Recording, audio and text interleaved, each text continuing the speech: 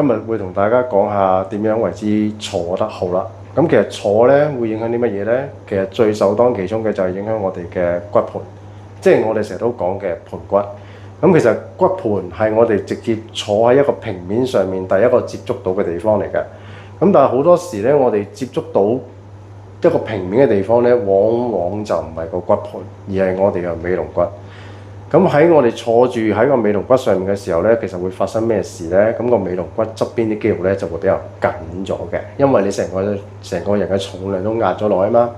咁同埋啦，當你坐喺個尾龍骨上面嘅時候咧，你某程度上嗰個腰骨嘅弧度係會消失咗嘅。咁即係話佢本身有嘅生理弧度消失咗，而你嘅重量就會冇咗一個本身有嘅力學。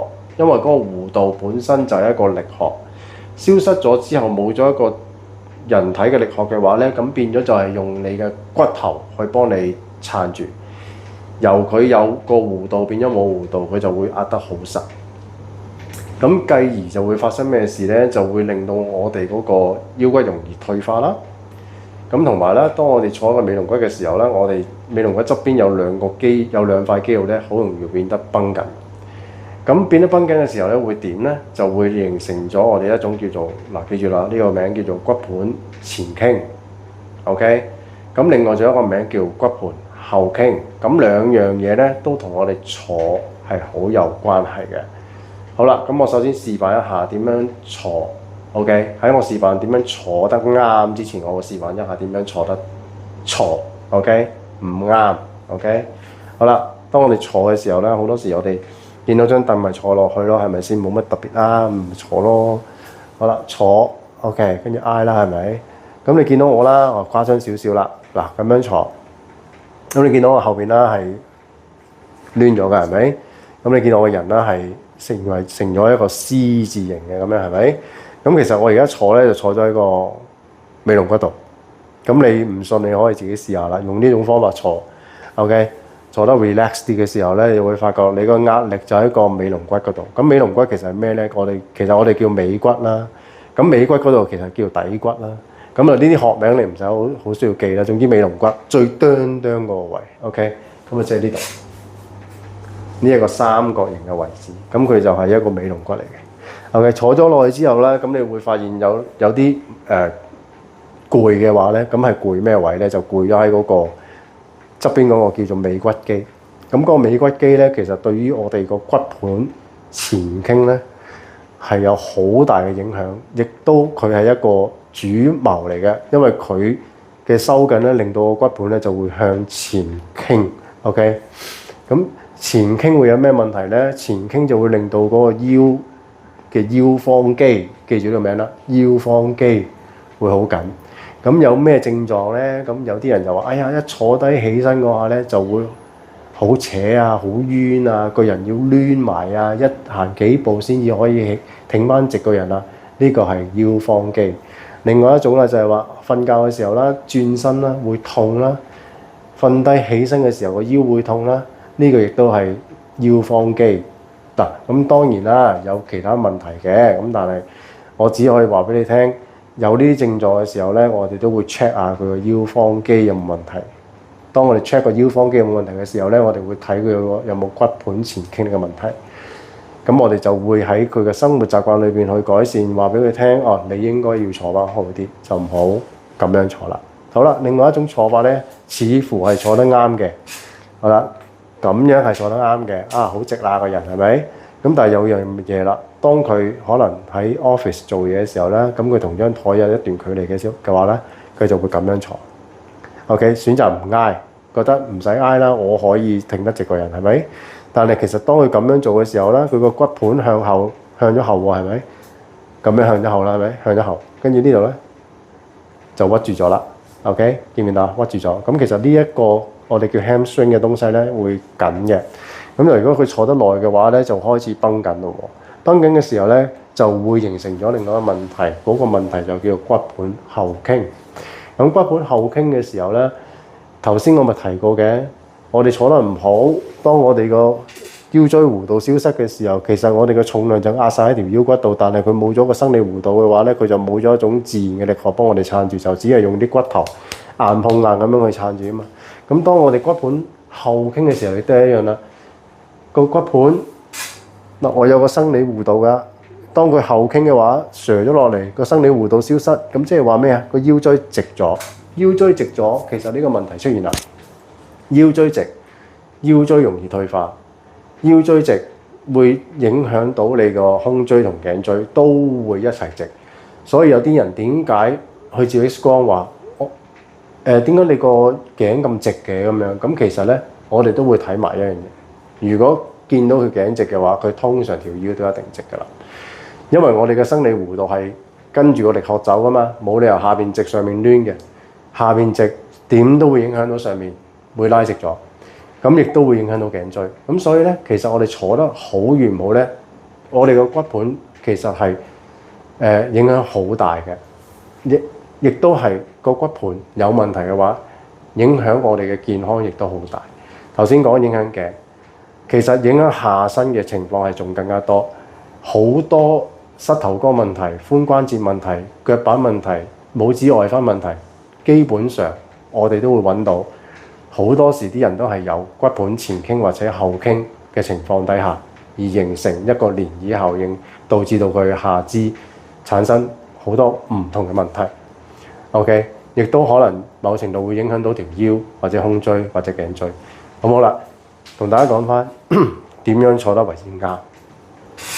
當我哋坐嘅時候咧，我哋要將我哋目標知道我哋坐喺邊度。我哋要坐喺張凳最深嘅位置 ，OK， 唔係坐喺最淺層嘅位置、最出嘅位置，係坐最深嘅位置。咁當然我哋有啲凳好深嘅時候，我哋點坐咧？咁我哋用一個膝頭哥後邊呢一個位置標準，頂進喺個邊嗰度，然之後坐落去，坐到最入 ，OK。咁當然我呢張凳又唔係好深啦，咁我哋可以坐進佢 ，OK。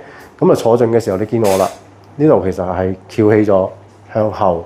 坐住，跟然之後一拉直個人，就算我唔挨都好啦，我哋個腹肌咧都會自然收緊咗。當我哋腹肌自然收緊嘅時候，有咩好處咧？我哋隻大髀就會放鬆。如果我哋坐喺啲有碌嘅凳上面，係更加明顯一個問題，就係話，當我哋坐嘅時候，我哋嘅腹肌冇參與嘅話咧，我哋嘅大髀就會負責去扶住我哋成個人嘅平衡。因為你個有碌嘅凳咧，係會產生一個叫不穩定嘅因素。即係等於坐喺個波上面冇乜分別嘅啫。咁你個人要穩定㗎嘛，要穩定啊，或者要轉身嘅時候咧，你個腹肌少參與嘅話，呢個大髀就會參與好多啦。因為佢哋其實係一 pair 嘅嚇，冇人講唔代表唔係。但我要話俾你聽，腹肌同大腿中間呢一個肌肉咧係一 pair 嘅，佢哋係互相去有個相互作用喺上面嘅。咁所以咧，當我哋坐嘅時候咧，順便得向後啲，坐直啲，拉直佢嘅時候咧，順便個腹肌會收緊埋。咁你個人就算唔挨咧，你都可以坐得好直嘅。OK， 然之後隻腳嘅時候咧，唔好屈得咁盡，盡量90度，盡量90度就 OK 啦。好啦，咁你坐咁樣坐嘅時候咧，你就會坐得好穩陣。其實你點知道你自己坐得啱唔啱咧？就係你坐嘅時候咧，你要坐翻喺個骨盤嘅坐骨上面。坐骨先係屬於骨盤嘅一部分，而頭先講尾骨只係屬於脊椎骨嘅一部分，所以我哋唔會用條脊椎嚟到坐嘅，我哋坐係要用個骨盤嚟坐，而骨盤邊一個部分坐咧就叫坐骨 ，that's why 佢叫坐骨，係攞嚟坐嘅。OK， 坐嘅時候點樣先知啊？你會感受到你有兩嚿硬嘅嘢揞咗喺個平面上面，咁嗰兩嚿硬嘅咧就係坐骨。OK。坐喺呢個位置，咁你就會坐得好，坐得舒服，坐得直，你就唔需要話，哎呀下下都要用個背脊嚟到去撐起個人先至叫直啦，係咪？當我哋將個人個 posture 擺喺後邊之後，先至再坐落去嘅話，咁你就已經自然身拉直咗個人，你肩頸腰背所有大髀後腿大腿呢啲全部都可以得到放鬆，你因為真係坐喺一個正常嘅位置上面 ，OK。咁所以咧，大家去練習一下點樣去坐。但係如果你話，我坐極都坐唔到，得唔到個 pat pat 向後嘅，咁你首先要練習一下拗腰呢一樣嘢啦。OK， 拗翻起個背脊先啦，因為你已經有個骨盤後傾嘅情況㗎啦。OK，同埋拉鬆啲個後腿啦，拉鬆個後腿解決你嗰個骨盆後傾嘅情況啦，務求將個 pat pat 盡量得到最後啦。如果你話暫時真係做唔到嘅，咁你都盡量將佢擺到最後，然之後拉起個人。好啦，當你個背脊唔夠位或者有空位嘅時候咧，你就揾嘢墊住佢啦。咁啊唔使墊腰嘅，墊住背脊得㗎啦。OK，同埋你做嘢嘅時候咧，盡量將張台啦同你嘅心口嘅距離拉到最近，而你隻手擺喺嗰個平面上面咧，一定個前臂啊要過你張台2/3，即係話你個台邊要喺呢一個位置，就唔好喺呢度，因為喺呢度嘅時候咧會產生另一個問題，就係你嗰個網球爪。OK，即係話你個人成日都要咁樣。呢度又擺唔到上張台嘅，其實就已經係唔係咁好噶啦。OK，咁終於坐得好啲，挨得好啲，張台同你嘅心口嘅距離盡量貼近，咁你做嘢嘅時候咧就會好舒服噶啦。平時喺屋企自己坐梳化都一樣嘅，得到最後挨住佢，跟住坐好，咁就 OK 啦。你中意伸直隻腳又好，你中意撈低個 back 又好，冇問題嘅。但係你一定要有翻個生理弧度，即係我講緊呢一個腰椎嘅弧度喺度先得。你個骨盤要擺得靚，咁你先至坐得好。如果唔係咧，其實有好多人都話坐完之後，都唔知係張凳問題定自己問題啦。坐完之後周身骨痛嘅，咁其實就係因為我哋坐嘅時候冇好好留意第一下坐落去嗰下嗰個 posture 係點樣。OK，如果你練習得到嘅，練習得好嘅時候咧，你就會知道我講啲乜嘢。如果你唔練習嘅話咧，sorry，骨盤前傾、骨盤後傾一定會跟住你。然之後你會發生好多唔同嘅上身下身嘅問題。咁骨盤前傾後傾究竟發生咩事？咁我哋會喺另一個 topic 裏邊講。但係我而家想講嘅一個基礎問題就係話喺我哋嘅坐嘅情況底下，個坐姿嘅情況底下，盡量唔好產生任何影響。當你有其他影響嘅話，你可以留意我，即係當你有其他問題嘅時候，你可以留意我其他嘅短片分享。總之你喺坐上面去解決咗、改善咗先。其他嘢再慢慢搞。